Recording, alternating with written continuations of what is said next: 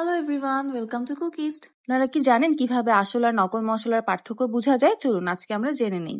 প্রথমে আসি হলুদে। হলুদে থাকে টার্মেরন, যা একদম মাটির মতো ফ্রেশ আর্থি স্মেল তৈরি করে। আর নকল হলুদে মেশানো থাকে সিনথেটিক ডাই, যার এসেনশিয়াল অয়েলও অনেক কম। এটি টেস্ট করার জন্য আপনারা 1 চিমটি হলুদ পানি কিংবা কেরোসিনে মেশাবেন। আসল হলুদ হলে এটি ধীরে ধীরে ছড়াবে এবং ঘ্রাণ বজায় থাকবে, আর নকল হলে দ্রুত ছড়িয়ে যাবে। হলুদ কিন্তু শুধু স্বাদই বাড়ায় না, এতে আছে অ্যান্টি ইনফ্ল্যামেটরি প্রপার্টি।